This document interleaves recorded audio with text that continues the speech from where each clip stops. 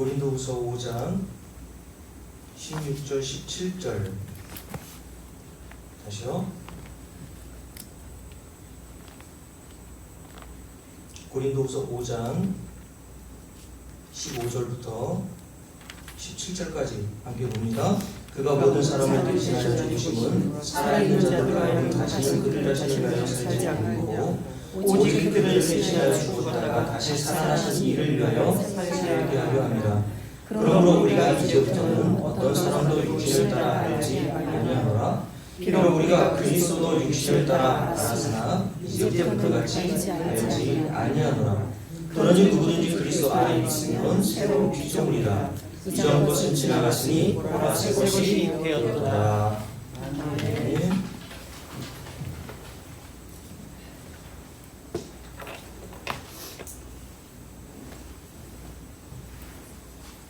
오늘 고린도후서 5장 16절부터 17절 말씀까지 새로운 피조물이라는 말씀을 가지고 여러분께 증거하도록 합니다. 오늘 말씀은 지난주 2주 동안 우리가 살펴봤던 골로새서 1장과 연결되어 있는 말씀이기에 골로새서 1장과 연결해서 여러분께 증거하도록 하는 내용입니다. 우리는 2주 동안 우리 인생에 있어서 두 가지 중요한 진리, 즉 이 세상 만물의 존재 원인과 그 만물의 존재 목적이 무엇인지에 대해서 함께 살펴보았죠. 먼저 첫 번째 진리는 이 세상 만물의 존재 원인에 대하여 지난주일에 살펴보았던 하나님의 성령의 감동하시길 받은 사도 바울이 골로새 교회 성도들에게 썼던 골로새서 1장 16절에서 우리가 함께 살펴본 내용인데, 이 세상 모든 만물은 우연이나 진화의 산물이 아니라 이렇게 말하죠. 만물이 그에게서 창조되었고 만물의 일부가 아니라 다 그로 말미암아 창조되었다라고 이렇게 말씀하고 있다는 거죠. 여기서 사도 바울이 만물이 다 그에게서 창조되고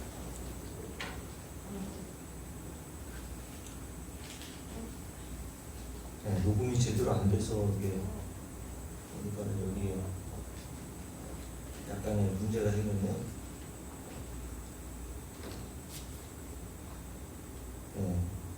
여러분들 그 카톡방에다 제가 올려드려야 되기 때문에 다시 말씀을 전하도록 합니다. 2주 동안 우리 인생에 있어서 두 가지 중요한 진리, 즉 이 세상 만물의 존재 원인과 그 만물의 존재 목적이 무엇인지에 대해서 우리가 함께 살펴보았습니다. 먼저 첫 번째 진리, 즉 이 세상 만물의 존재 원인에 대해서 지난주 우리가 함께 살펴보았던 골로새 1장 16절에서 사도 바울이 뭐라고 얘기했습니까? 모든 만물의 존재 원인은 진화나 우연의 산물이 아니라 그에게서 창조되었고 모든 만물의 일부가 아니라 다 그로 말미암아 창조되었다라고 선포한 것을 통해서 우리가 알 수 있었죠. 여기서 사도 바울이 만물이 다 그에게서 창조되고 다 그로 말미암았다고 했을 때에 창조의 영역이라는 것은 우리 눈에 가시적으로 보이는 이 세상 모든 피조물뿐만 아니라 보이지 않는 피조물까지 다 포함하고 있다는 거예요. 그래서 골로새 1장 16절에 보면 만물이 그에게서 창조되되 하늘과 땅에서 보이는 것들과 그리고 보이지 않는 것들과 혹은 왕권들이나 주권들이나 통치자들이나 권세들이나 이 모든 만물이 다 그로 말미암아 창조되었다라고 이렇게 선포하고 있는 겁니다.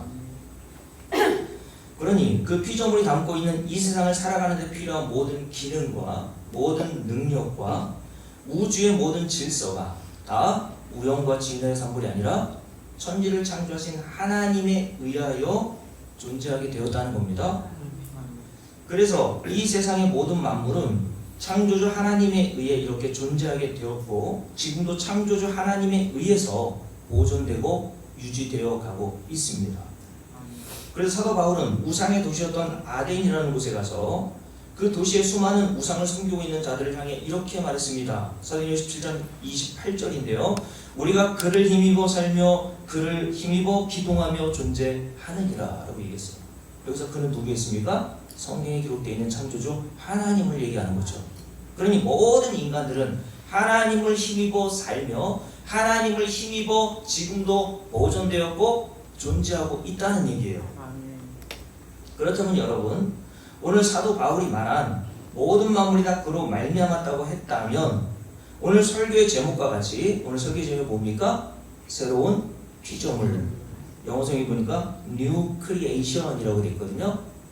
하나님이 피조하신 새로운 피조물이 있는데 이 피조물을 바로 성경에서 말하는 성도라고 얘기한다는 말이죠. 이 새로운 피조물 역시도 어떻게 이 세상에 존재하고 이 새로운 피조물이 성도는 어떻게 이 세상에서 믿음을 유지하고 그 믿음으로 살아가게 되어 있나요? 피조물 저와 여러분 자신의 능력이 아니라 창조주 하나님께서 말씀으로 이 세상을 창조하신 것처럼 오늘 기록하고 있는 새로운 피조물인 성도 역시 하나님의 말씀에 의해서 창조되었고 그 말씀에 의해서 성도는 유지되고 그 믿음이 보존되어 간다는 말입니다. 맞습니까? 그래서 골로새 1장에 모든 만물이 그에게서 창조되고 그로 말미암았다고 하는 뜻은 단순히 이 세상 만물만 얘기하는 것이 아니라 오늘 고린도후서 5장에서 기록하고 있는 새로운 피조물인 성도들도 마찬가지라는 것을 말씀하고 있습니다. 그래서 오늘 말씀에 보면 자 고린도후서 5장을 한번 볼까요? 5장 17절 함께 읽습니다. 그러니 누구든지 그리스도 안에 있으면 어떤 자들? 새로운 피조물이라. 이전 것은 지나갔으니 보라 새 것이 되었도다 라고 이렇게 말씀하고 있단 말이죠. 자, 그래서 우리 주님께서 기도하신 내용이 담긴 요한복음 17장에 보면 우리 주님께서 제자들을 위해서 기도하시면서 이렇게 기도하셨어요. 제가 잘 읽어드릴 테니까 들어보세요. 요한복음 17장 11절 12절 말씀인데 예수님께서 제자들을 위해서 이렇게 기도하셨단 말이죠. 나는 세상에 더 있지 아니하오나 그들은 세상에 있사옵고 나는 아버지께로 가옵나니 거룩하신 아버지여 내게 주신 아버지의 이름으로 그들을 보존하사 우리와 같이 그들도 하나 되게 하옵소서. 내가 그들과 함께 있을 때에 내가 주신 아버지의 이름으로 그들을 보존하고 지켜나이다. 보존이라는 말이 단어가 두 번이나 등장합니다. 여러분 보존이라는 말을 국어사전에서 제가 찾아보니까 온전하게 잘 지키거나 유지하다라는 뜻이거든요. 그렇다면 하나님께서 새로운 피조물인 성도를 어떻게 보존하여 온전하게 잘 지켜내고 계신가요? 여러분과 제가 익숙히 잘 아는 시편 121편에 보면 알 수 있는데 시편 121편 기자가 성전 하나님의 성전에 올라가면서 부르면서 노래했던 이 가사의 내용에 보면 이렇게 기록되어 있다는 거죠. 내가 산을 향하여 눈을 들리라 나의 도움이 어디서 올까? 나의 도움은 천지를 지으신 여호와에게서로다. 여호와께서 너를 실족하지 아니하게 하시며 너를 지키시는 이가 졸지 아니하시리로다. 이스라엘을 지키시는 이는 졸지도 아니하시고 주무시지도 아니하시리로다. 여호와는 너를 지키시는 이시라. 여호와께서 내 오른쪽에서 내 그늘이 되시나니 낮에 해가 너를 상하게 하지 아니하며 밤의 달도 너를 해치지 아니하리로다. 여호와께서 너를 지켜 모든 환난을 면하게 하시며 또 내 영혼을 지키시리로다. 여호와께서 너의 출입을 언제부터 언제까지? 지금부터 손주 권사님이 잘할 때까지? 장로일 때까지? 지금부터 영원까지 너를 지키시리라. 이게 하나님께서 예수 그리스도의 기도를 통해서 드러내신 보존이라고 하는 뜻이란 말입니다. 우리의 믿음이라는 것, 우리가 신앙생활을 유지할 수 있는 것은 내 힘으로 할 수 있는 게 아니란 말이죠. 하나님께서 이렇게 졸지도 않고 주무시지도 않는 그런 상황으로 우리의 영혼을 지키시기 때문에 우리의 믿음은 유지되고 보존되어 갈 수 있단 말입니다. 여러분 여기뿐만 아니라 고라 자손이 쓴 시편 48편 14절에 보면 이렇게 말씀합니다. 이 하나님은 영원히 우리 하나님이시니 그가 우리를, 이 말씀이 중요해요. 그가 성도인 저와 여러분을 언제까지? 죽을 때까지 인도하시리로다. 언제까지 인도하신다고요? 죽을 때까지. 하나님께서 저와 여러분을 끝까지 인도해 내시겠다고 말씀하십니다. 어디로? 하나님 나라에 들어갈 때까지. 따라서 우리는 우리 자신의 믿음을 스스로 유지하거나 보존하거나 지키는 것이 아니며 그럴 능력도 없습니다. 왜냐하면 우리의 대적인 사단을 베드로는 우는 사자로 비유했고 마태복음 12장에서 우리 주님은 그 사단 마귀를 가리켜 강한 자라고 비유하셨기 때문에 그렇습니다. 이런 대적인 사단을 누가 감히 스스로 이겨 자신의 믿음을 보존하고 자신의 영혼을 지킬 능력이 있겠습니까? 그러므로 마태복음 12장에서 우리 주님께서 자신을 가리켜 강한 자인 그 마귀보다 더 강한 자인 자기가 그 강한 자인 마귀를 몰아내고 쫓아내심으로 성도 안에 거하시고 성도 안에 거하시는 그 더 강한 자이신 예수 그리스도가 우리를 죽을 때까지 지금부터 영원까지 지키시겠다고 약속하셨다는 겁니다. 그래서 성전에 올라가면서 부르는 노래인 시편 127편에서 이렇게 이야기를 했죠. 여러분 잘 아는 말씀이니까 제가 읽어드릴게요. 여호와께서 집을 세우지 아니하시면 세우는 자의 수고가 헛되며 여호와께서 성을 지키지 아니하시면 파수꾼의 깨어있음이 헛되도다. 너희가 일찍 일어나고 늦게 누우며 수고의 떡을 먹음이 헛되도다 라고 말씀을 했다는 겁니다.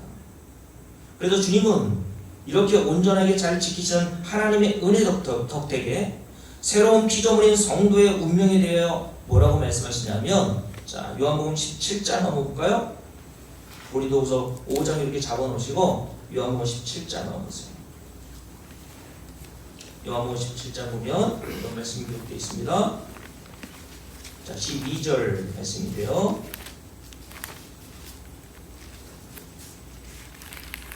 자, 11절부터 쭉 읽습니다. 나는 세상에 더 있지 아니하오나 그들은 세상에 있사오고 나는 아버지께로 가옵나니 거룩하신 아버지시여 내게 주신 아버지의 이름으로 그들을 어떻게 하사? 보존하사 우리와 같이 그들도 하나 되게 하옵소서. 내가 그들과 함께 있을 때 내게 주신 아버지의 이름으로 그들을 보존하고 지켜나이다. 그러므로 여기 써놓으세요. 그러므로 우리가 어떤 운명에 처합니까? 그 중에 하나도 멸망하지 않는단 말이에요.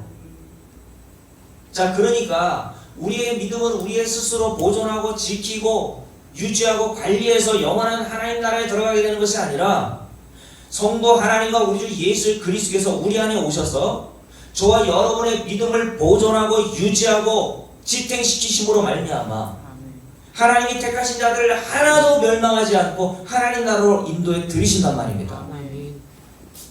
그래서 제가 이 부분에 대해서 우리 주님의 이러한 온전하게 지키시는 보존의 은혜 덕택에 새로운 피조물인 성도들은 아무도 멸망하지 않는단 말이에요. 맞습니까? 아멘. 자, 오늘은 사도 바울이 언급하고 있는 하나님이 창조하신 새로운 피조물인 성도가 어떠한 방식으로 이 세상에 존재하게 되었으며 모든 만물은 그로 말미암아 창조되었다고 했으니까 새로운 피조물인 성도들은 어떠한 방식으로 이 세상에 존재하게 되었고 또한 어떤 자들 성경에서는 새로운 피조물이라고 하는지에 대해서 함께 살펴보려고 합니다. 자, 사도행전 9장을 한번 볼까요? 사도행전 9장에 보면 사도 바울이 거듭나는 과정을 설명하는 내용이 기록되어 있는데요. 사도행전 9장을 한번 봅시다. 자, 9장 1절 함께 읽습니다. 사울이 주의 제자들에 대하여 여전히 어떻게 하고요? 위협과 살기가 등등하여 대제사장에 가서 다메섹 여러 회당에 가져갈 공문을 정하니 이는 만일 그 도를 따르는 사람을 만나면 그 도, 십자가의 도를 따르는 사람들을 성경은 그리스도인이라고 한단 말이죠. 그리스도인들을 다메섹에 숨어 피신하고 있는 그 그리스도인들을 만나면 남녀를 막론하고 결박하여 예루살렘으로 잡아오려 함이라 하라고 얘기했어요. 사도 바울이 왜 이런 일을 지금 하고 있습니까? 이때 사도 바울은 아직 거듭나기 이전으로서 예수를 따르는 자들을 이단의 괴수인 예수를 따르는 잔난들로 보고 있었단 말이죠. 그래서 예수는 이미 승천하여 없으시지만 그 예수를 여전히 그리스도와 하나님의 아들로 섬기고 따르는 이 그리스도인들을 잡으려고 다메섹으로 피신하여 갔던 그들을 잡으려고 대생에 가서 공문을 달라고 해서 가던 길이었단 말입니다. 얼마나 위세가 등등했는지 9장 1절에 보면 위협과 살기가 등등했다라고 얘기했어요. 눈에 아주 살기가 그냥 가득한 거죠. 사도 바울이 왜 이런 일을 행했다고 여러분 보십니까? 지금 사도 바울은 거듭나지 않았을 때의 상황이라고 말씀을 드린 것처럼 거듭나지 않았을 때의 사도 바울은 바리새인으로서 예수를 인류가 공모하고 합세하여 십자가에 못 박아 죽인 그 예수를 하나님의 이름을 모독하는 신성 모독자와 안식일을 범하는 율법을 파괴하는 자, 혹은 마태복음 12장에서 다른 바리새인들과 같이 귀신의 왕인 바알세불을 힘입어 귀신을 쫓아내던 귀신 들린 자 혹은 미친 사람 정도로 여겼습니다. 그러니 이런 이단의 예수, 괴수인 예수를 따르는 그리스도인들을 도저히 이해할 수가 없었던 것이고, 그 이단의 괴수인 예수를 따르는 그리스도인들을 처벌하고 멸절하는 것이 하나님을 위한 일이라고 사도 바울이 생각을 했던 거예요. 그런데 이런 사도 바울에게 다메섹에 가는 도중에 누가 나타나십니까? 자, 함께 읽어볼까요? 4절, 5절, 3절부터 읽습니다. 사울이 길을 가다가 다메섹에 가까이 이르더니 호련히 하늘로부터 뭐가? 빛이 그를 둘러 비추는지라. 여기서 빛은 누굴 얘기할까요? 예수 그리스도를 말하는 거죠. 왜냐하면 요한복음 1장에 보면 뭐라 했습니까? 예수 그리스도를 어두움인 세상에 오신 빛이라고 표현하단 말이에요. 빛이 세상에 왔으나 그 빛을 세상이 깨닫지 못하고 알지 못하다라고 했잖아요. 그런데 그 빛이신 예수 그리스도에게께서 자신을 대적하던 사도 바울에게 찾아오신 겁니다. 그래서 여러분, 제가 구원은 인간이 스스로 하나님께 찾아가는 것이 아니라 하나님께서 인간에게 찾아오신 것이 사건이라고 말씀을 드리는 거예요. 그래서 인간은 하나님께 갈 의지도 없고 열심도 없고 그런 본성도 지니지 않았는데, 우리가 어떻게 예수 그리스도를 만나 예수 그리스도를 믿게 되었냐면, 그 예수 그리스도가 저와 여러분에게 오늘 사도 바울과 같은 방식으로 빛으로 찾아오신 겁니다. 빛을 여러분에게 비춰주신 거란 말이에요. 빛을 비춰주셨을 때에 그 어두움이, 자기가 어둠인 사실이 탄로가 나잖아요. 죄인은 빛이신 예수 그리스도께서 비춰주실 때에만 죄인으로 드러나는 겁니다. 그러니까 이 세상이 다 어둠인데 그 어둠에 속해 있는 어두움인 인간은 자기가 어두움, 즉 죄인이라는 사실을 깨닫지 못한단 말이에요. 그래서 빛이신 주님께서 손유희 권사님에게 빛으로 그 내면을 쫙 비춰주시는 거예요. 네가 바로 이런 자야. 그러니 보이지 않았던 모든 우리의 죄성과 우리의 죄에 대한 본성이 발각되어 하나님 앞에 엎드러지게 되는 거죠. 그래서 디모데후서 1장에서 바울이 이 빛인 예수 그리스도를 통해서 자기가 어떤 자로 드러났다는 사실을 깨달았어요? 죄인 중에 괴수라는 사실을 깨달았던 겁니다.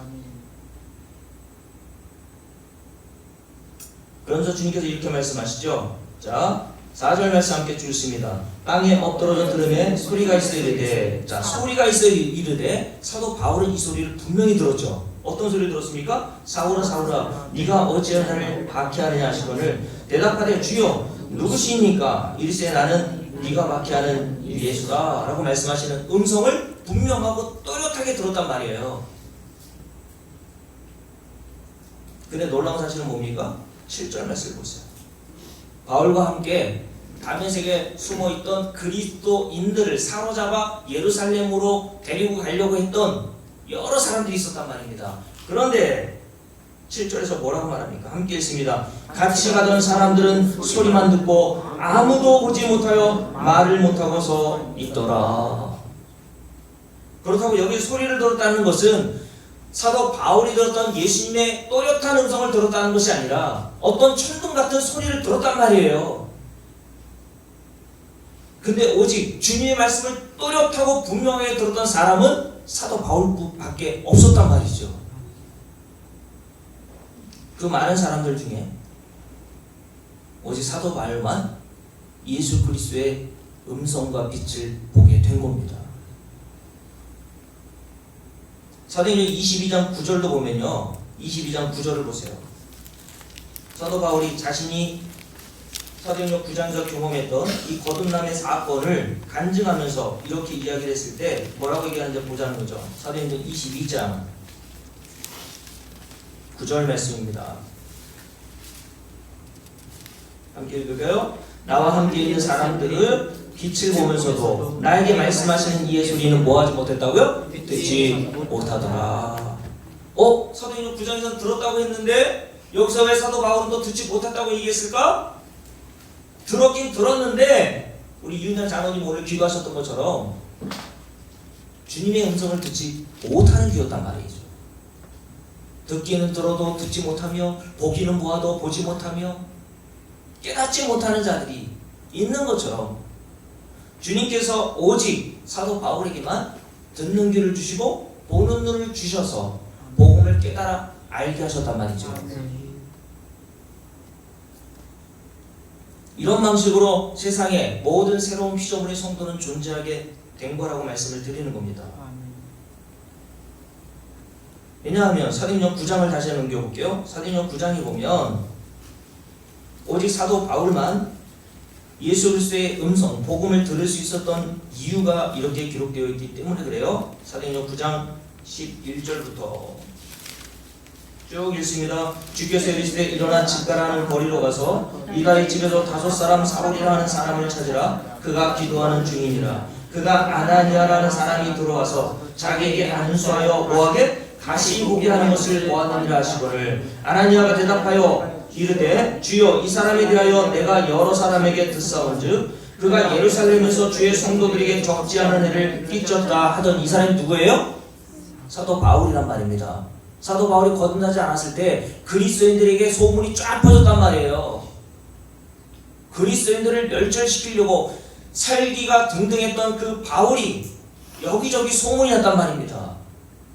그런데 아나니아라고 하는 주님의 제자에게 사도 바울을 주님께서 보내신다고 하니까 깜짝 놀란 거죠. 아나니아가.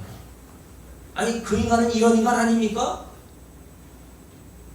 그때 14절에 주님께서 이런 말씀합니다. 함께 읽을게요.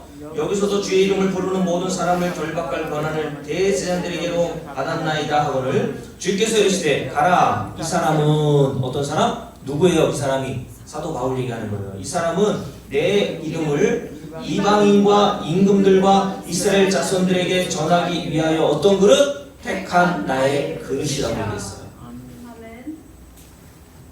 오직 사도 바울만 다메섹 도상에서 주님의 음성을 또렷하게 들을 수 있었던 이유는 딱 이겁니다. 주님께서 그를 택하셨다는 거예요. 맞습니까? 그러니 새로운 피조물이 된 성도는 자기가 뭔가 열심히 새롭게 되려고 노력해서 새로운 피조물이 되는 것이 아니란 말이에요. 하나님이 태초 이전에 택하시기로 작정하시고 구원하기로 작정하신 모든 성도들은 반드시 역사 속에서 하나님이 어느 때에 정하신 때가 있습니다. 그때 하나님 반드시 불러내신단 말이에요. 복음을 들어 믿게 하신단 말이죠.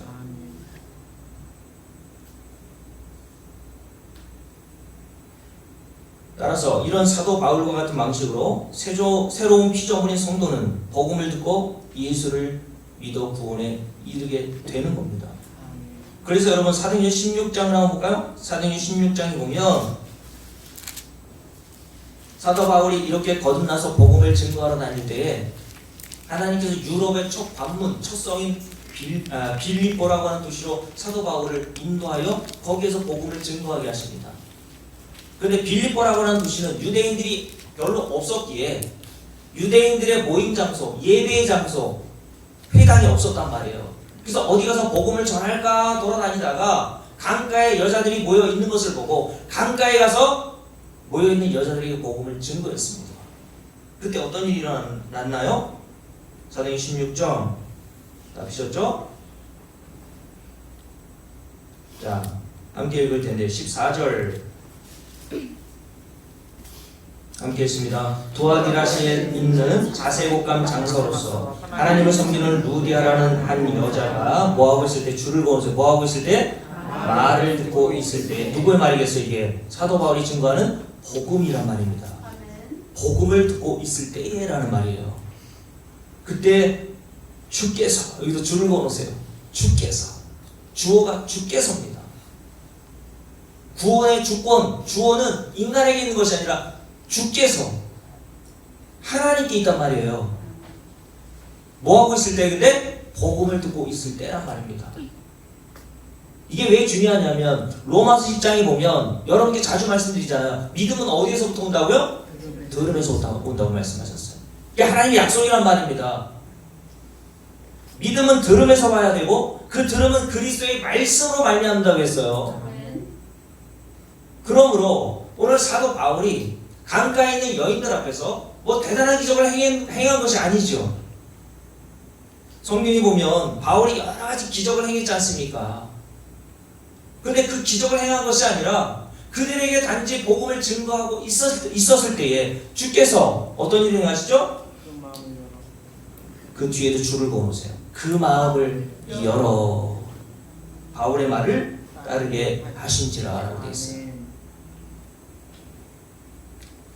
여러분, 인간의 마음을 여는 것은 인간 자신입니까? 주께서 여시는 겁니까? 주께서 열어주시는 거예요.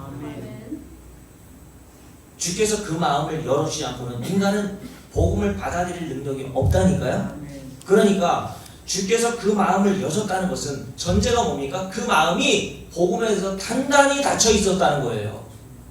인간은 복음에 대해서 들을 마음이 없다니까요. 그래서 여러분과 저에게 스가랴서 7장 12절에서 인간의 마음은 어떻다고 얘기했냐면 그 마음을 금강석과 같게 하여라고 하는 표현이 있는 겁니다. 금강석은 돌 중에서 가장 단단하고 딱딱한 돌이라고 얘기했어요. 다이아몬드라고 얘기했습니다. 그리고 에스겔서 11장에 보면요, 인간의 마음을 돌 같은 마음이라고 표현되어 있어요. 금강석과 같고 돌 같은 마음. 그리고 호세아서 4장 말씀에 보면 인간의 마음을 완강한 암소와 같다고 표현했단 말입니다. 이렇게 금강석과 같고 돌 같고 완강한 암소와 같은 저와 여러분의 마음을 누가 여셔야 합니까? 주께서 여셔야 합니다. 손유모 원사님의 그 완강하고 금강석과 같은 마음을 목사인 제가 열 수 없어요. 그 마음을 열 수 있는 분은 전능하신 하나님밖에 없습니다. 근데 무엇을 여십니까? 그 마음을? 바울이 뭘 증거했어요? 복음을 증거했단 말입니다. 이게 바로 복음의 능력입니다. 바울이 오늘 다른 거 하고 있을 때가 아니라 다시 읽을게요. 14절 함께 읽습니다. 한 여자가, 여기서부터요, 한 여자가 뭐를? 말을 듣고 있을 때에 라고 되어 있잖아요. 그때 복음을 듣고 있을 때 주께서 그 여자 루디아의 마음, 그 단단하고 복음에 대해서 거부하고 배척하던 그 마음을 열어주셔서 바울의 말, 즉 복음을 따르고 순종하게 하시더라는 겁니다. 예수를 믿더란 말이에요. 그래서 여러분,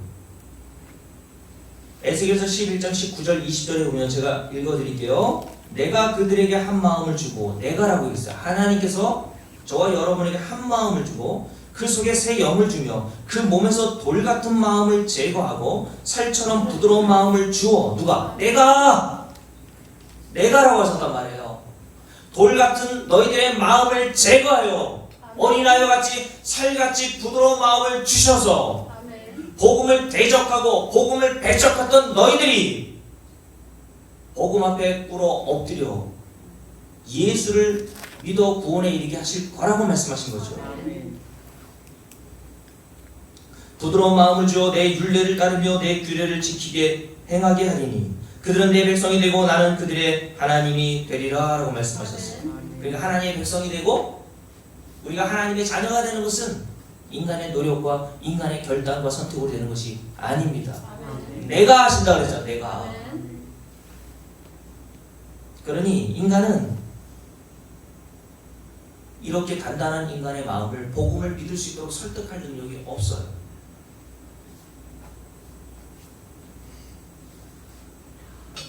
그래서 사도 바울도 고린도서 10장에 보면 이런 말씀하시죠. 고린도서 10장을 한번 펴볼까요? 고린도서 10장을 한번 보십시오. 자, 고린도전서 10장 한번 보세요. 1절부터 함께 쭉 읽습니다. 형제들아, 나는 너희가 알지 못하기를 원하지 아니하노니 우리 수상들이 어떻게 됐어요? 다 구름 아래에 있고 바다 가운데로 지나며 오색에 속하여 다 구름과 바다에서 세례를 받고 다 같은 신령한 음식을 먹으며 다 같은 신령한 음료를 마셨으니 이는 그들을 따르는 신령한 반석으로부터 마셨음에 그 반석은 곧 그리스도시라. 여기 보면 다라고 하는 단어가 계속 나오죠. 다. 한 사람도 예외 없이 60만 명이나 되는 애굽에서 탈출한 모든 이스라엘 백성들이 어떻게 되었다고요? 구름 아래에 있었고 바다 가운데로 지났고 그리고 세례를 다 받고 바다에서 다 같은 신령한 음식 만나를 먹었고 다 같은 신령한 음료인 바위에서 물을 마셨단 말이에요. 근데 그 반석과 만나는 다 누구 예표였다고 말씀하죠? 그리스도였다 라고 얘기한단 말이에요. 근데 중요한 것은 그 뒤에 있어요. 5절 말씀 봅니다. 함께 읽을게요. 그러나 그들의 다수를 하나님이 기뻐하십니까? 기뻐하지 아니하셨으므로 그들이 광야에서 멸망을 받았느니라. 이러한 일은 우리의 본보기가 되어 우리로 하여금 그들이 악을 즐겨한 것 같이 즐겨하는 자가 되지 않게 하려 함이다 라고 얘기했어요. 우리의 본보기, 우리의 거울이 된단 말입니다. 어떤 거울이 되고 우리의 본보기가 됩니까? 60만 명에 되는 출애굽한 이스라엘 백성들이 광야에서 다 같이 신령한 음료, 신령한 만나를 먹었습니다. 밤에는 구름기둥, 불기둥, 낮에는 구름기둥으로 인도하신 하나님의 은혜를 경험했어요. 홍해 바다를 그들이 건넜단 말입니다. 그런데 그들이 다 광야에서 멸망을 당하고 누구만 들어가요? 갈렙과 여호수아만 하나님 나라의 모형인 가나안 땅에 들어갔죠. 이것이 우리에게 무슨 본보기가 됩니까? 사도 바울과 같이 다메섹 도상으로 가다가 빛을 보고 소리를 들었습니다. 사도행 16장에 기록되어 있는 빌립보 성 안에 강가에 모였던 여인들 역시도 루디아라고 하는 자주장사처럼 복음을 동일하게 들었어요. 그렇지만 다 복음을 듣고 복음을 믿는 것은 아니란 말이에요. 교회 안에 이렇게 다 앉아있지만 제가 증거하는 복음을 10년 동안 들었다고 해서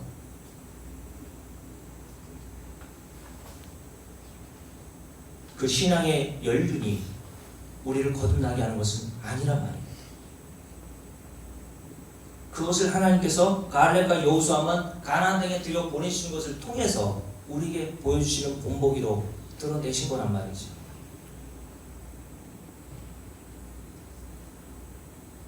그래서 마태복음 11장에서 우리 주님께서 이렇게 말씀하셨습니다. 제가 읽어드릴게요. 그때 예수께서 대답하여 이르시되 천지의 주제이신 아버지여 이것을 지혜롭고 슬기 있는 자들에게는 숨기시고 어린 아이들에게는 나타내심을 감사하나이다. 옳소이다. 이렇게 된 것이 아버지의 뜻입니다.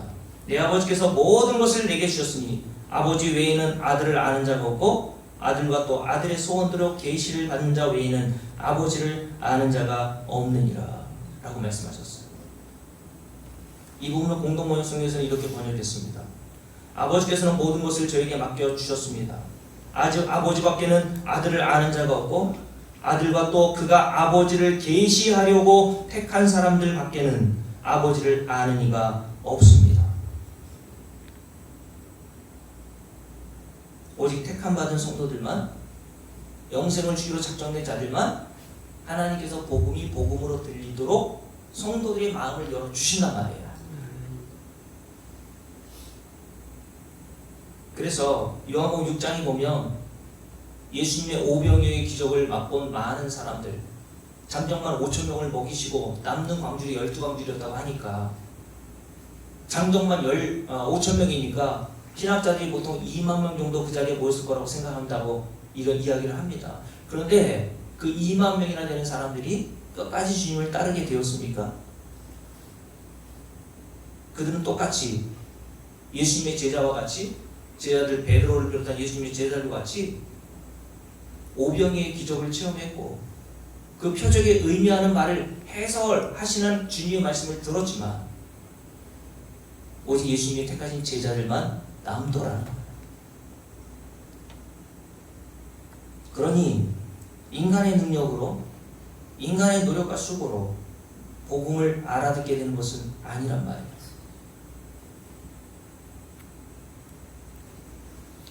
하나님께서 사도행전 16장 루디아의 마음을 주께서 열어 제껴 주신 것처럼 우리의 그 단단하고 딱딱하고 금광석과 같이 깨질 줄 모르는 우리의 그 마음을 주님께서 여실 때야 복음이 들리게 될 줄로 믿습니다.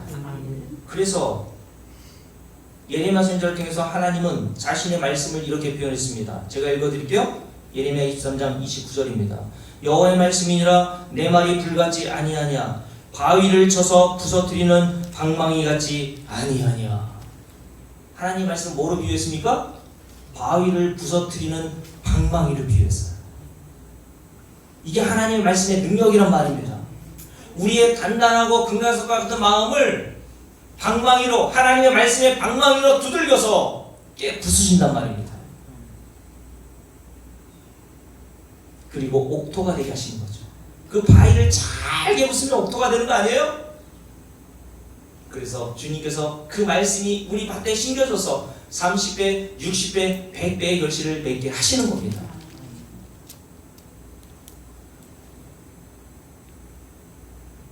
이와 같이 죄인임에도 죄인인 줄 모르고 얼굴색 하나 붉어지지 않고 수치와 부끄러움을 모르던 우리의 화인 맞은 양심에 굳은 껍데기를 벗겨내시고 죄인임을 깨닫게 하시고 예수 그리스도를 믿는 마음과 은혜를 의지하는 자로 만드는 것은 바위를 부서뜨릴 만큼의 능력이 있는 복음을 통하여 우리 주께서 지금도 새로운 피조물인 성도들에게 하시는 일인 줄로 믿습니다.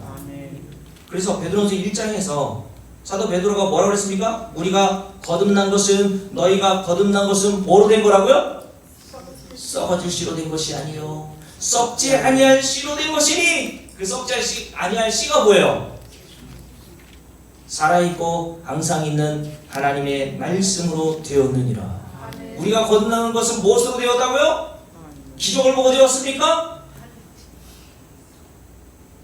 목사의 열심히 열변통하는 1시간 동안의 설교를 통해서 여러분들이 거듭나게 되었습니까?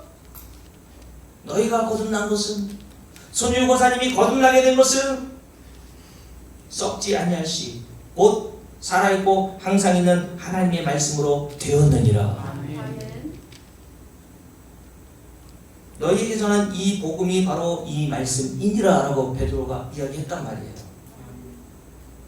그래서 여러분, 사도 바울은 로마의 그리스도인들에게 보낸 편지 로마서 1장에서 이렇게 얘기했습니다. 로마서 1장 15절. 그러므로 나는 할 수 있는 대로 로마에 있는 너희에게로 가서 뭐를 전하기를 원했다고요? 복음 전하기를 원하노라. 왜 그랬습니까? 로마서 1장 16절 그 이유가 나오죠. 내가 복음을 부끄러워하지 아니하노니, 복음에 대한 굉장한 자부심과 자랑을 가지고 있단 말입니다. 그래서 이렇게 강조한 거예요. 복음법이라고 그랬어요. 내가 복음을 부끄러워하지 않는다는 말은, 적극적으로 말하면 내가 복음을 이렇게 자랑한단 말입니다. 복음의 중심이 뭐예요? 예수와 십자가라는 그 주제가 담겨 있는 게 복음 아닙니까? 그래서 갈라디아서 6장에서 바울이 뭐라 그랬습니까? 내 자랑은 뭐밖에 없다 그랬어요. 나의 자랑은 십자가밖에 자랑할 것이 없다고 얘기했어요. 그러면서 이렇게 얘기했습니다. 내가 복음을 부끄러워하지 아니하노니 이 복음은 모든 믿는 자에게 구원을 주시는 하나님의 능력이 됩니다. 먼저는 유대인에게요, 그리고 헬라인에게로다 라고 얘기했어요. 모든 믿는 자에게 구원을 주시는 하나님의 능력이 바로 복음이란 말입니다. 그래서 목사님, 저는 이 복음의 능력과 주께서 택하신 자들을 위하여 행하실 이 일을 믿고 다만 순종하여 미련하게 보이는 이 복음을 여러분들에게 증거할 뿐입니다. 그때 하나님께서 목사 입을 통해서 증거된 그 복음을 가지시고 성도들의 마음을 여셔서 예수 그리스도의 은혜를 깨닫게 하신단 말이죠.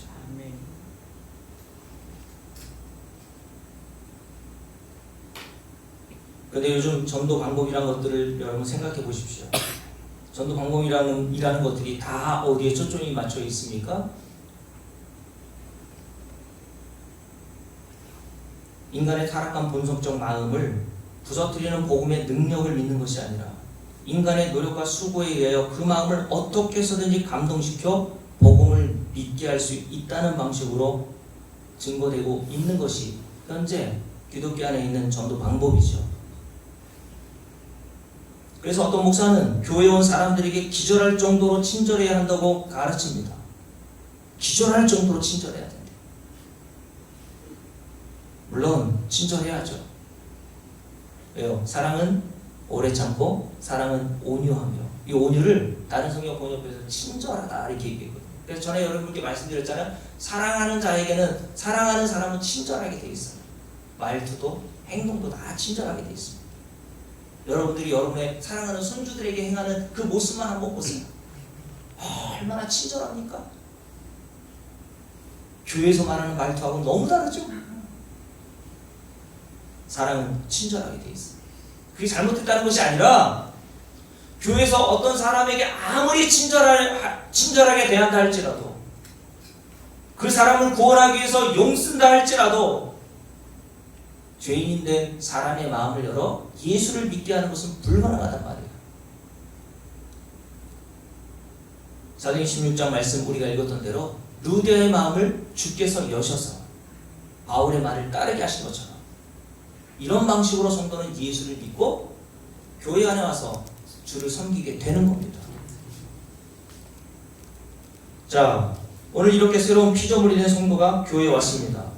그러면 여러분들과 제가 새로운 피조물인지 아닌지 어떻게 알 수 있습니까? 오늘 말씀 한번 볼까요? 고린도후서 5장 한번 보세요. 오늘 본문 고린도후서 5장 한번 봅니다.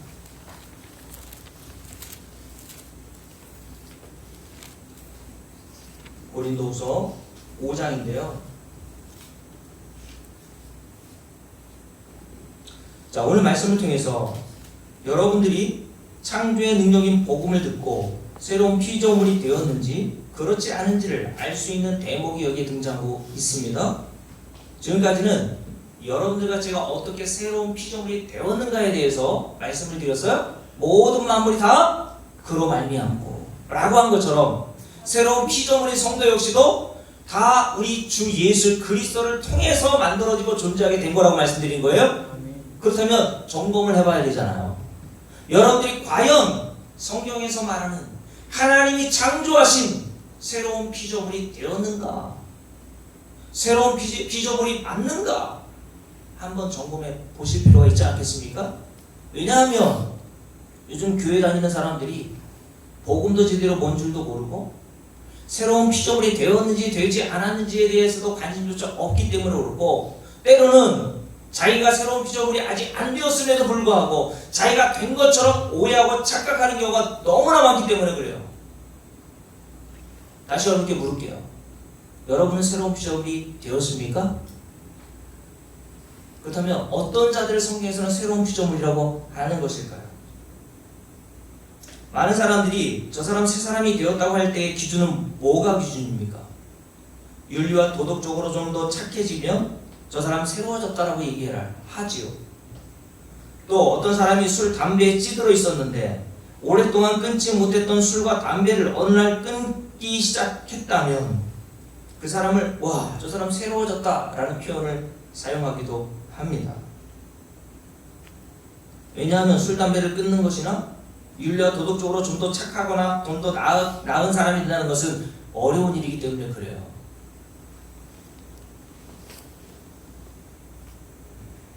그러나 여러분, 이런 사람들을 새로운 피조물이라고 정의한다면 굳이 이런 새로운 피조물을 교회에서 찾을 필요가 있을까요?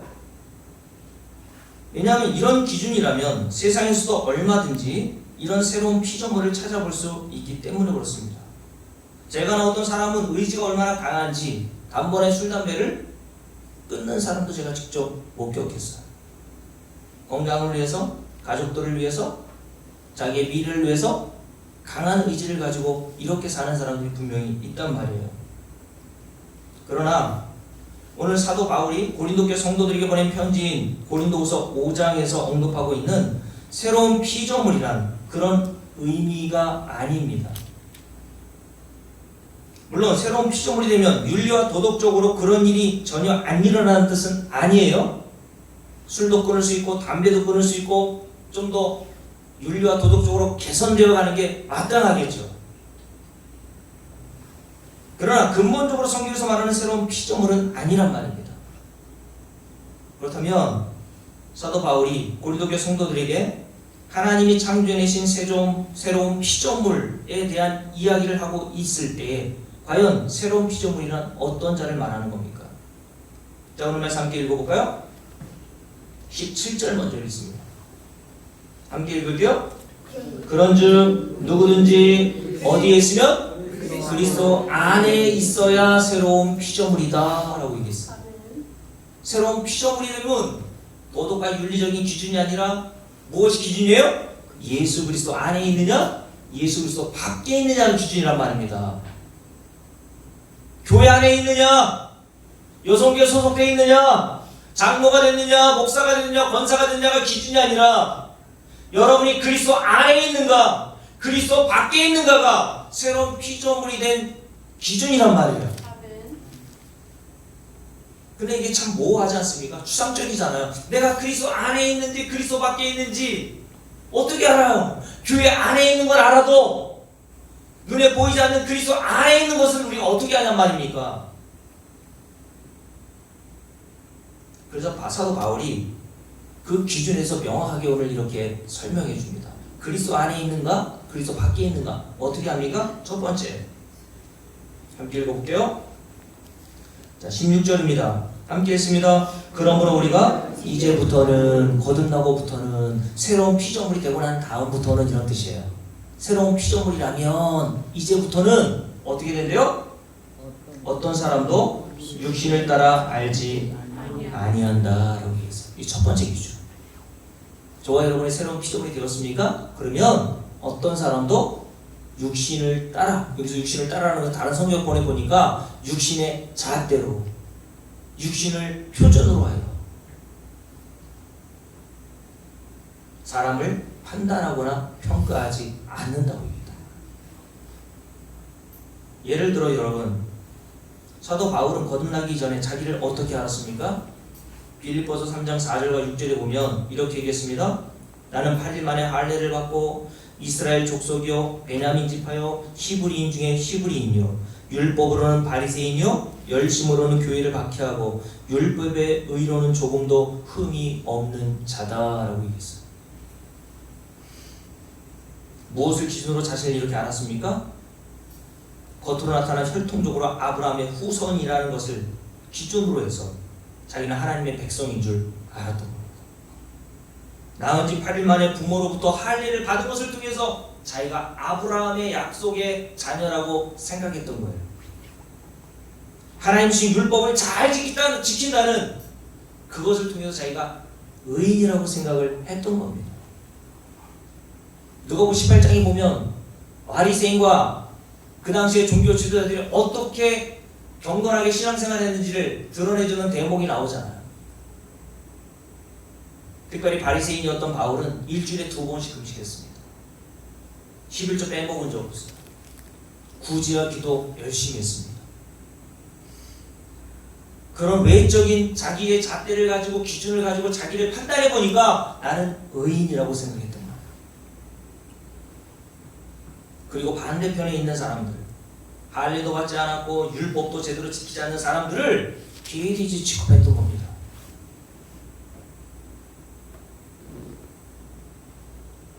그런데 하나님의 말씀으로 거듭나 새로운 피조물이 된 사도 바울이 이제 자기 자신을 어떤 자로 보았다고요?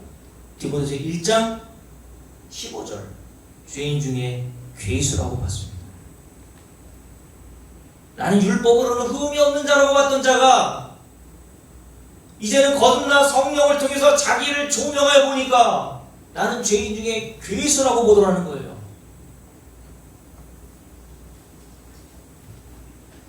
그래서 에베소 교회 성도들에게 보낸 에베소 2장에 보면요, 자기를 비롯한 모든 성도들에 대해서 뭐라고 얘기합니까?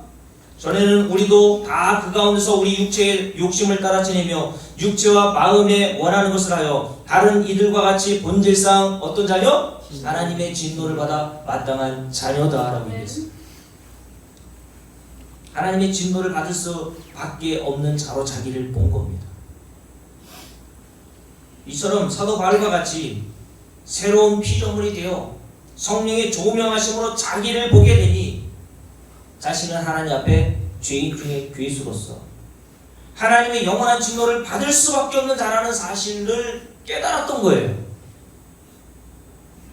이런 자를 성경에서 뭐라고 한다고요? 새로운 피조물이라고 하는 겁니다. 그러니 여러분들은 새로운 피조물이 되어 자꾸 성령의 간섭하심과 역사하심을 통해서 불방망이와 같은 말씀을 통해 여러분들이 여러분 자신을 깨닫고 보게 된다면 여러분들은 남을 정죄할 수 없어요. 남을 정죄하는 것 자체가 자기를 높이는 겁니다, 여러분. 나는 저 사람은 낫다는 얘기 아닙니까?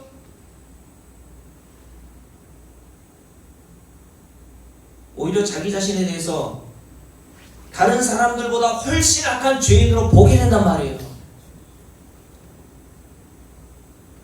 여러분들이 그런 자가 되었습니까? 이런 죄인 중에 괴수는 그러므로 뭐밖에 바랄 게 없어요? 하나님의 은혜와 자비와 긍휼밖에 바랄 게 없는 거예요. 죄인 중에 괴수가 뭘 요구할 게 있습니까? 제가 전에도 말씀드렸잖아요. 우리가 하나님께 기도에 응답받는 것은 다른 이유가 없어요.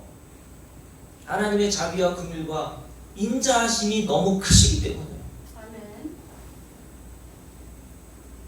우리가 이 땅에서 기도 응답도 받고 일상생활을 하게 되는 거라고 말씀을 드렸지요. 그런데 여러분, 여전히 교회 안에 있는 자들이 어떤 자를 성공한 자와 실패한 자로 봅니까? 어떤 자를 저주받은 자와 복 있는 자로 봅니까? 어떤 자를 결혼 잘했다고 합니까? 전에 한번 여러분께 말씀드린 적이 있잖아요. 어떤 상가 앞에 세워놓은 간판이 있었는데 그 간판에 보면 10대부터 100세까지 성공이 무엇인지 대해서 쭉 적어놓았어요. 10대 성공한 아버지를 뒀으면 성공, 20대 학벌이 좋으면 성공, 30대 좋은 직장에 다니면 성공, 40대 2차 쏠 수 있는 여유가 있으면 성공, 50대 공부 잘하는 자녀가 있으면 성공, 60대 아직 돈 벌고 있으면 성공, 70대 건강하면 성공, 80대 본처가 아직 밥 차려주면 성공, 90대 전화 오는 사람이 있으면 성공. 왜요? 90대면 자기 친구들이 다 먼저 가잖아요. 100세 아침에 눈 뜨면 성공. 여러분 성공했습니까? 손님 원사님 40대죠? 40대 성공의 잣대가 뭡니까? 2차 쏠 수 있는 여유가 있으면 성공이 돼요. 50대 이병사님 50대죠. 50대 성공은 뭐라고요? 공부 잘하는 자식이 있으면 성공이 돼요. 결혼도 못했으니 어떻게 하면 좋아? 실패!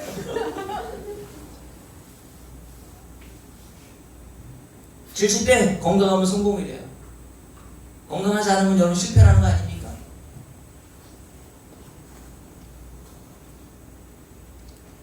여러분, 이게 세상에서 잣대로 재는 성공과 실패의 기준 아닙니까?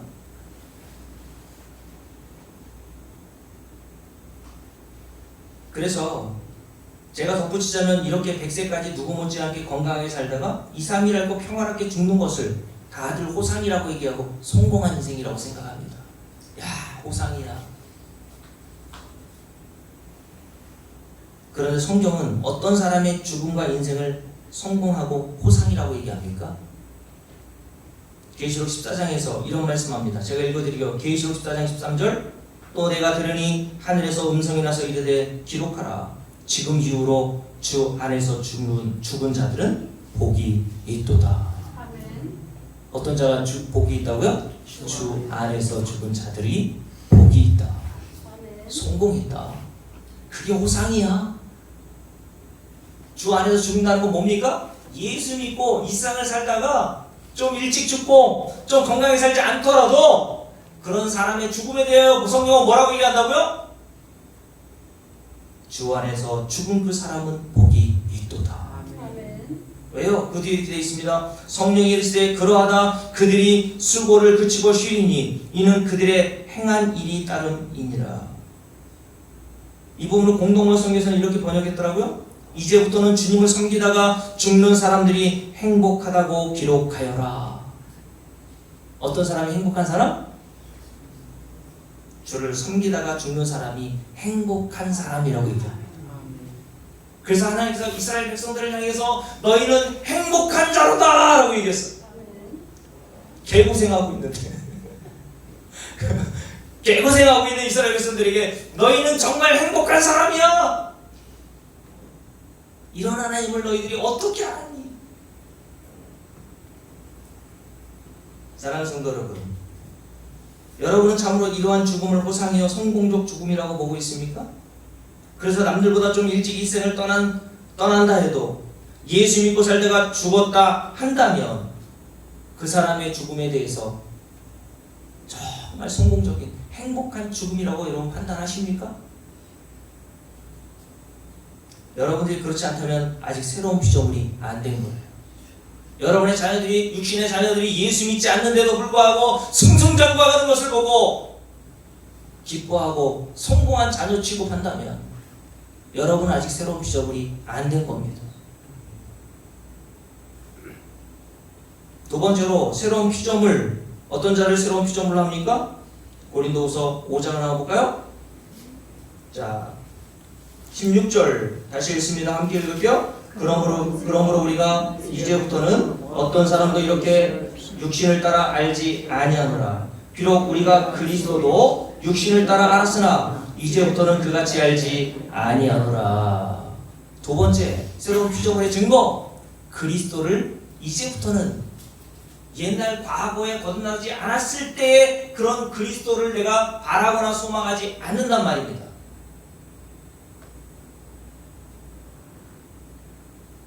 이 말은 무슨 말입니까? 앞에서 이미 말씀드린 대로 사도 바울은 거듭나지 않았을 때 예수를 어떻게 알았어요? 신성 모독자, 바알세부를 힘입어 귀신을 쫓아내는 귀신 들린 자로 알았습니다. 천한 목수의 아들로 알았습니다. 그런데 사도 바울이 이런 예수를 어떻게 알았어요 이제? 빌립보서 2장에서 얘기했잖아요. 그는 근본 하나님의 본체시요 하나님과 동등되신 분이시구나. 골로새 1장에서는 또 어떻게 알았습니까? 그는 보이지 아니하시는 하나님의 형상이시요 모든 피조물보다 먼저 하시니시니 만물이 그 예수 그리스도에게 창조되었고 만물이 일부가 다 아니라 모두가 그리스도에게로부터 말미암아 창조되었다 그랬습니다. 바로 십자가에 달려 죽으신 예수가 창조주 하나님이라는 사실을 알았단 말이에요. 그리고 그 예수를 빌립보서 3장에서 뭐라고까지 표현했습니까? 그 예수 그리스도를 아는 이런 지식으로 말미암아 세상에 내가 그동안 가치 있고 귀하게 했던 모든 것들을 다 모두 여긴다고요. 해설물처럼 여기게 되었다고까지 얘기했어요. 사도행전 20장 24절에서는 사도 바울은 이렇게 얘기했죠. 나의 달려갈 길과 주 예수께 받은 사명 곧 하나님의 은혜의 복음을 증언하는 일을 마치려면 나의 생명조차 조금도 귀한 것으로 여기지 아니하노라. 예수는 나의 생명보다도 귀한 것으로 여겼단 말이에요. 그 이전에는 예수 그리스도는 마땅히 사용되어야 할 신성 모독자요 쓰레기 취급하던 사도 바울이 새로운 피조물이 되고 난 다음에 나오는 증거가 뭐였습니까? 착하게 산 게 아니에요. 착하게 살지 않았다는 건 아닙니다. 예수를 보배로 여기게 되더라는 거예요. 여러분에게 묻습니다. 여러분은 참으로 새로운 피조물이 된 것이 맞습니까? 그래서 여러분의 가족과 여러분의 자식들보다 예수 그리스도를 더 보배로 여기고 있나요? 여러분, 이거는 사도 바울뿐만 아니라 새로운 피조물이 된 사도 베드로도 동일한 이야기를 했습니다. 이것을 읽고 마칠게요. 베드로전서 2장을 한번 봅니다. 베드로전서 2장 한번 볼게요. 베드로전서 2장입니다. 자, 6절부터 8절까지 잡히셨죠? 함께 읽습니다. 성경에 기록되었을 때 보라 내가 택한 보배로운 모퉁이돌을 시온에 두노니 하나님께서 택하셔서 보배로운 모퉁이돌로 시온 예루살렘에 둔 분이 누구예요? 예수란 말이죠. 그를 믿는 자는 부끄러움을 당하지 아니하리라 하였으니 그러므로 줄을 그어놓으세요. 믿는 너희에게는 예수는 보배이나 믿지 아니하는 자에게 예수는 건축자들이 버린 그 돌처럼 쓸모없게 여겨진단 말이에요. 여기에 보면 믿는 자와 믿지 않는 자의 기준이 나와요. 교회 오래 다닌 사람입니까? 믿는 자와 믿지 않는 자의 기준이 뭐예요? 예수란 말입니다. 믿는 자는 예수를 뭐로 여긴다고요? 보배로 여겨요. 그러나 믿지 않는 자는 예수를 건축자들이 버린 쓸모없는 돌처럼 여긴단 말이에요. 아, 예수 믿어봐야 아무 소용이 없네? 뭐 잘되는 게 있어야지. 자기의 이 땅에서의 잘됨의 수단으로 예수를 팔아먹는단 말입니다. 여러분, 초대교회 성도들이 얼마나 예수를 보배처럼 여겼습니까? 사도 베드로, 사도 바울뿐만 아니라 초대교회 성도들이 얼마나 예수를 보배처럼 여겼는지 히브리서 11장을 보세요. 이들은 예수 때문에 심한 고문에 처해졌고 예수 때문에 조롱과 채찍질을 당했고 옥에 갇히는 시련도 받았다고 합니다. 돌로 치는 것과 톱으로 켜는 시험을 받았다고 합니다. 칼로 죽임을 당하기도 했다고 합니다. 예수를 믿는 것 때문에 가정과 가족에게 쫓겨나 양과 염소의 가죽을 뒤집어 쓰고 동굴에서 피신하여 살았다고 합니다. 궁핍과 환난과 학대를 예수 믿는 것 때문에 받았다고 합니다. 광야와 산과 동굴과 토굴에서 이들이 살았다고 합니다. 그런데 이들은 예수를 보배로 여겼기에 이런 극단적인 어려움과 환난 가운데서도 어떻게 했어요? 베드로전서 1장을 한번 볼까요? 베드로전서 1장을 한번 보세요.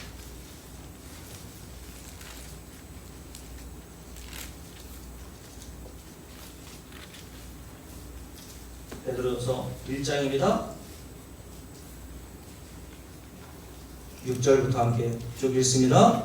그러므로 너희가 이제 여러 가지 시험으로 말미암아 잠깐 근심하게 되지 않을 수 없으나 오히려 크게 기뻐하는 바다 너희 믿음의 확실함은 불로 연단해도 없어질 것보다 더 귀하여 예수 그리스도로 나타나실 때의 칭찬과 영광과 존귀를 얻게 할 것이니라. 예수를 너희가 보지 못하였으나 어떻게 한다고요? 사랑하는도다.